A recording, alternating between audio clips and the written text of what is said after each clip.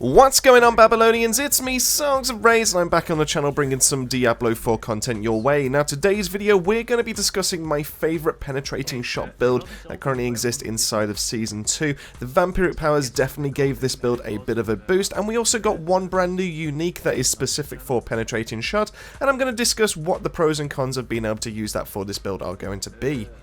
Now, of course, if you do enjoy this video and you want to see more from ourselves, then make sure to drop that like and subscribe. I'm going to be showing clips throughout to be able to show you the power that this has. It is definitely going to be a mobbing. I wouldn't necessarily use this if you are trying to do some dual carries or anything like that. It definitely has power. It just doesn't have the massive kind of potential of bossing or single target DPS that some of the other builds do have. But if you are looking to push further into nightmare dungeons, then this build could be the one for you. And this can give you relative safety as well, considering how often we're going to be crowd controlling all the enemies. But without me going too far into it and spoiling what this whole video is about, why don't we just get cracking into it, and let's have a look at the gear to be able to explain some of the choices that we've gone for. So this is currently what I am rocking, and you will notice right off the bat that I am rocking a lot of uniques. Now, to be fair, with Season 2 it is a lot easier to be able to farm some of these uniques out, because none of these are really uber uniques as far as I'm aware or anything like that, so you can relatively pick these up with some ease if you are going around finding the materials and taking on some of the uber bosses that exist in Season 2. Most notable ones that we will be having a look at today are going to be things like Frostburn. We will be having a look at Tybalt's Will. I think this is probably going to be the hardest one to get access to, because as far as I'm aware, you can only get this to drop from Duriel. But the way this kind of works, along with Condemnation, is pretty much active out in there in the community. But in case you have lived under a rock, Tybalt's Will is actually giving you, when it says maximum resource, it's not giving you extra energy, it's actually giving you extra combo points. And the reason why we're going for that is to be able to combine it with Penetrating Shot, is because the main bonus that we get from Penetrating Shot is not only are we getting a huge damage increase, we're also getting a massive increase to our lucky hit chance, which means that pretty much every single time we cast Penetrating Shot, we have a 100% lucky hit chance, and that means that things like Frostburn become so much more effective. It means that we're able to kind of reliably get that freeze out there, and it just allows us to be able to interact with a bunch of other things as well, just in case you want to pick those up in your skills. Other things that we will be using in this build are going to be Flicker Step. I absolutely love this unique. It's one of my most favourite things, and honestly, I'm going to be so sad when Season 2 goes, because I honestly think this is probably one of the best uniques that exists, especially for rogues, allowing you so that when you evade through enemies, you're able to reduce your ultimate cooldown, and that's all the way up to 10 seconds per evade. But the real reason why I love this is not only is that so good, it also has synergy in of itself, with the fact that the attacks reduce evade's cooldown by 1.2 seconds every time, and because we're trying to maximise our attack speed, we're going to be able to get this back ridiculously quick, and once with our Vampiric Powers, we're also able to deal some damage with that as well, which is absolutely crazy. And because we're able to get through our evade through our Vampiric Powers, we'll look at that synergy shortly, we're able to get Tybalt's Will so that we get the extra damage bonus as well, just from being able to become unstoppable, and that just filters straight back into this build. So that's the nice little synergy right there. Now, other uniques that I am using, but you don't necessarily need, are going to be Banished Lord's Talisman. What this means is after spending 300 of your primary resource, so that is going to be your energy, and we're able to get that, keep that stocked up relatively easily as well. After spending 300 of that, our next core skill is guaranteed to overpower, and then our critical strikes that overpower deal massive increased damage, all the way up to 120%. I've got a really nice roll of 116 on this one, and we are trying to focus on trying to lean a little bit more into overpower, because we're going to get our critical strike chance quite high, and that means that as a rogue we're able to consistently just take down mobs. And with Penetrating Shot, the way it kind of behaves, every single one, when we do have our trick shots, so our Penetrating Shot split, every single one of these is going to be treated as an overpower, and if we are lucky enough to get that crit, it's also going to have that as well, meaning that our splits will also have that increased amount of damage, which is what makes it so effective at being able to deal with mobbing. It makes it so good at being able to take down nightmare dungeons and everything like that. So Banished Lords is pretty good. I wouldn't necessarily say it's best in slot, but I have been messing about with it, and it has been definitely doing in some work. So if you can get hold of one, definitely feel free to pick that up and give that a go as well. Now, the last two uniques are actually going to be our weapons, and we have already briefly discussed about the Condemnation, and the reason why you do want to pick this up is not only our core skills, it works really nicely with what combo points does, it also gives us a nice 40% increased damage once we spend 3 combo points, but on top of that, our basic skills using this weapon also have a 30% chance to generate 3 combo points. Now, don't be put off by that. Just because it says 3 combo points, it actually does mean that we can get fully stacked up on our combo points just from being able to get this to luckily trigger. So that means that we're able to get as many combo points as possible. And even though the item card for penetrating shot only shows up to 3, it does continuously stack after that. So we're able to get insane kind of like 200% lucky hit chance, and it also increases the amount of damage that the ability will be dealing, which is kind of crazy, and that is why we definitely run Condemnation along with Tybalt's Will to be able to get that increased amount of damage and also that lucky hit chance.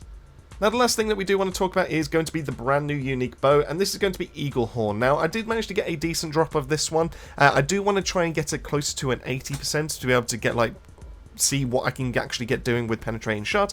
What this does is that it has a percentage chance, mine is a 60% chance, to fire an arrow that bounces off walls and scenery, damaging 5 enemies with a penetrating shot. Not necessarily this arrow that you will be firing, will also cause the next cast to make enemies hit vulnerable for 3 seconds. So this has given us a great way of being able to activate some extra damage multipliers. We don't have to rely on something inside of our Paragon board or anything like that. We don't have to get so that once we well, it's probably better if I actually go and find this. It's one of these ones, exploits, I think it is. When an enemy is damaged, they become vulnerable for 3 seconds. So we can use it along with this to increase the amount of damage to vulnerable targets that we will be dealing. But on top of that, we don't necessarily need that additional bonus, but it will work alongside that to keep those enemies vulnerable as well. Because being able to use penetrating shot and to be able to keep enemies vulnerable and all that kind of thing is relatively easy with this weapon. So the other kind of main thing to take away from that is that extra projectile that will be fired. Now, unfortunately, and I do wish this would be changed because it really would make it feel like such a unique weapon, is to be able to actually use that additional shot, so that 60% to fire an arrow that bounces off walls and scenery. I genuinely wish it would work with trick shot. Being able to have that would just make it just god tier at being able to deal with mobs, and it probably would increase the amount of damage viability that this weapon would have, and it probably would then be one of those weapons that you would go out and farm to be able to use with other builds. Now, you don't necessarily need Eagle Horn for this build.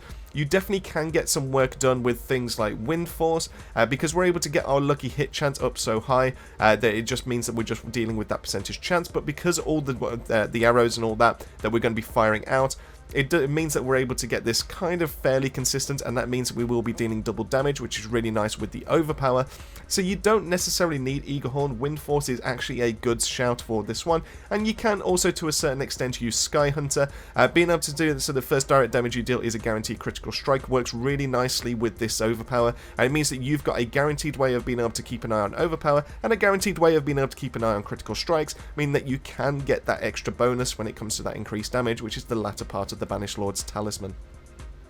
But in this build, we are using Eagle Horn. It is a lot of fun. You can see how it kind of works, and it does mean that because of how it bounces, if you get the geometry right with this, it will be able to hit the same enemy over and over and over, and it does increase the amount of damage that it deals with it. I wish it was a way that we could do this with bosses, but that means we would have to have like some smaller kind of arenas or something like that. But Eagle Horn is definitely a great bow.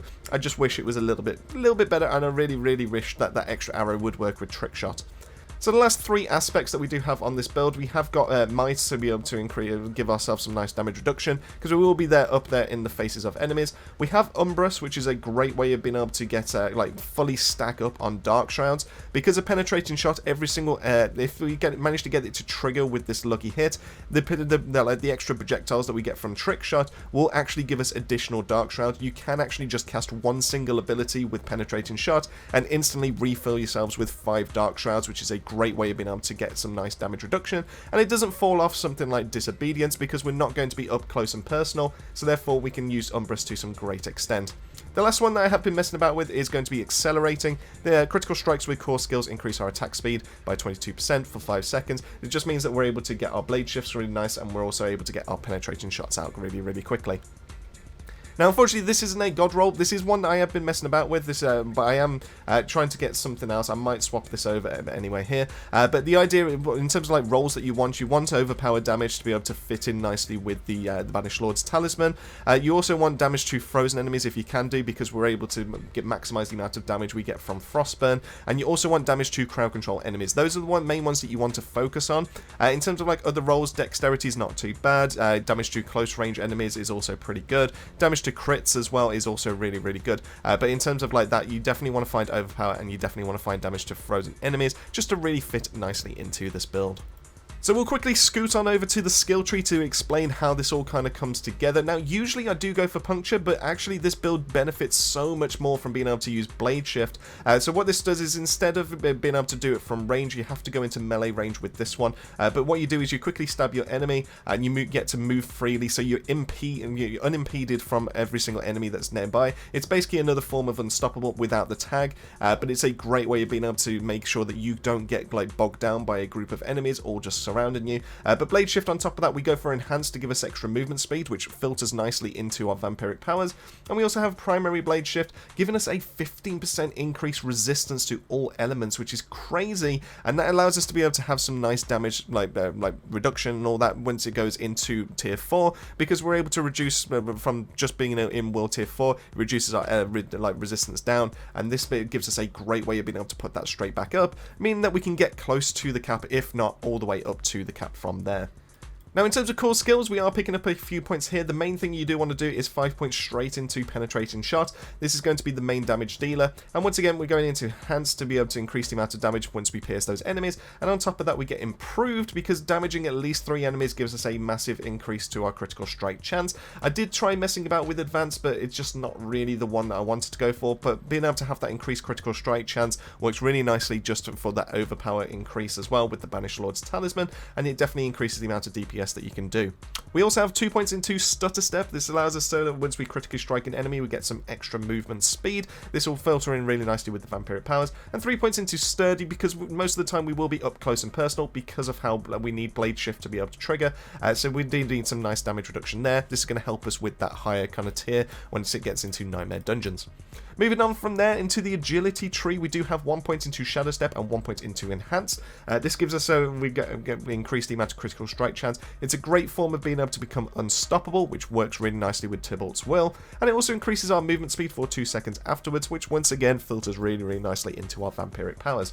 Now, we did mess about with Discipline, but I don't think it needs it. If we do go for Flicker Steps, you don't need this because this was a great way of being able to get your cooldown back on your Unstoppable a little bit faster. But in terms of like this, if you've got Flicker Steps, don't need it. But if you don't, and you have something like Penitent Greaves or something like that, then Disciplined probably would be the way to go, because that will give you a nice way of being able to alternate between your Unstoppables. But currently, this is the main way that I've been able to find, and I found this one definitely works the best for me. We do have 3 points into Weapon Mastery. This is a great way to increase our stats across the board. Definitely would recommend that. Going into our Subterfuge skills, we do have 3 points into Exploit, 3 points into Malice. This is just overall nice damage multipliers to have. And then we have 1 point into Dark Shroud, 1 point into Enhance, giving us a chance so they're not consumed, and 1 point into Countering, so at least 2 active shadows from Dark Shroud will give us an 8% increased critical strike chance. Now, we don't have this on our skill bar, but because we've got Umbrus, this means that we're able to give these properties to our Dark Shrouds once we do get them onto our body. So therefore, it's just really nice kind of like extras to be able to have, and I definitely would recommend putting the points in there. Moving on down though, this is where we get to our imbuements. This is what we're going to be doing with the most of our damage. We've invested heavily into poison imbuements, put 5 points right into there to increase the amount of poison damage that we will be dealing. 1 point into enhanced poison imbuement and 1 point into mixed, because we're able to get our lucky hit chance like all the way up to pretty much 100% every single time. It means that we're able to do a 30% chance of being able to apply double the amount of poison damage, and because we've gone heavily into this with 216%, being able to have constantly 75% increase is just not enough. We might as well have the chance of being able to apply 32%. It makes more sense to go into that, considering how often we're able to trigger our lucky hits. Now, we also have 3 points into Deadly Venom. This increases our poisoning damage over time. And we also have 1 point into Cold Imbuement, 1 point into Enhanced, and 1 point into Mixed, meaning that Cold Imbued skills deal 20% damage to crowd control enemies, but we also get to double this against Frozen. This is absolutely perfect once we manage to put this in with the Frostburn gloves. And we also got 3 points into Frigid Finesse to also increase our bonus by 30% against Frozen enemies. This is a huge DPS upgrade, and if there's any kind of like stubborn elites or anything that is still kicking around after you've fired off your poisons, then your Cold Imbuement is going to be the thing that's going to finish them off, and it's going to do some insane damage numbers. We also have 3 points into Precision. This increases our critical strike chance by 9%, and then we were able to move down to our ultimate skills. Now, I did mess about a couple of times with different ultimate skills, mainly because I was trying out Shadow Clone since we had Flicker Steps, but for some reason the Shadow is just terrible when it comes to like bossing. I thought it was going to really help out, but most of the time it just ended up firing into a wall and doing nothing. So we took that off, and we've gone for Death Trap to help us out with more mobbing. So basically using Death Trap, we've gone for Prime in so that enemies get pulled in, which is great. So that means that we're able to trigger all those pierces a bit more reliably from our piercing shots. And then we also have our Supreme, so that if it does actually kill some enemies, we're able to get it reduced back down. So combined with Flicker Steps, we're able to get this back relatively quickly. We have 2 points into Innovation. I did try taking these points away, but I found that I was struggling when it came to energy. So I definitely would recommend you picking up Innovation to keep yourself nice and topped up so you don't have to worry. And then we have 1 point into Adrenaline, and then 3 points into Haste, increasing our movement speed or also increasing our attack speed. And then lastly, our one point, I was going with Precision, but I found a huge damage increase just from swapping this off and going for Close Quarters Combat. What this does is if we use our Marksman or our Cutthroat skills, we get a 10% increased attack speed bonus for 8 seconds when we use either. So that means we do get up to a 20% increased attack speed bonus. But also if we get both of those active, which is the reason why we have gone for Blade Shift for here. So obviously this is Cutthroat, and then our main thing is going to be a Marksman. And the reason why we've gone for both of those is that while both of these are active, we deal increased damage equal to 40% of our damage versus crowd control bonus. And as you can currently see, just from triggering both of these gives me a 101% multiplicative increase to my damage, which is absolutely huge. Now, obviously, if you are looking for a little bit of like damage reduction, if you are struggling with some higher tiers, then possibly Momentum will help us out a little bit more there. But you definitely want to grab yourself Close Quarters Combat just to be able to dish out that damage. It is insane the amount of damage numbers that you can hit with this, and while I do love Precision for what it tries to do and how pretty good it is in of itself, the change to Close Quarters Combat and because of how heavy we can invest into crowd control is just off the charts. It just filters into everything and it allows us to benefit from this massively. Now I'll quickly scoot through the Paragon boards just to explain like the kind of glyph choices that I have gone for, and you can pretty much see from there, but I will give you the written guide in the video description below, so if you want to have a quick look at it, if you want to browse at your own leisure, then feel free to head over there and that will give you that. Now what we'll say right off the bat is that when it comes to my glyphs, they are not fully leveled up at all. They definitely have some room to be able to start moving, and that's because I was mostly going for a Twisting Blades build before this, and I've only just recently swapped over to this, and I've noticed that I need to swap over a couple of glyphs, and that's the reason why they're just a little bit low when it comes to that. So as you can see here, we have gone for a resistance to all elements, we have gone for increased damage. Head up here, the first glyph we want to put in here is going to be Infusion. That gives us a massive increase to our imbued skill damage, but as you can see here, it's only level 11, so it definitely has another 10 levels to increase the amount of damage we will be dealing. But we also grab some extra armor and dexterity, we grab the extra damage. We then shift on over to the Eldritch board. This gives us the increase to our imbuement skills.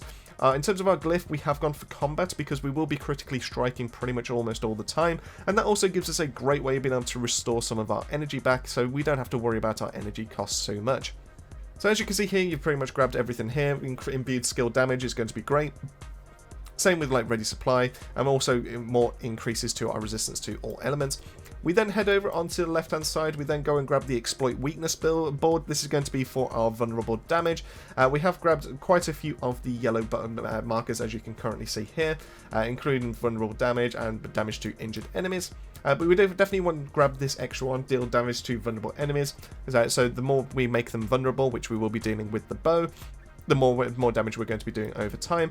The next glyph we want to grab is going to be Control. We definitely want to put it into this slot. This seems to be the most way of being able to gain the most amount of intelligence, and because we're able to do that, and because this glyph is only level 17, so there's even more bonuses to go, you can see that I have a 109.8% increase to my damage to control enemies, which adds back into the main part of what my build can currently do, and then that filters straight back into that last node, which is going to be our Close Quarters Combat. So the more you increase this glyph, the more intelligence that you pick up, it's going to double dip. It's going to help us out with crowd control, which freeze and chill is a type of crowd control, and then we're also going to get extra damage on top of that because of that key passive as well.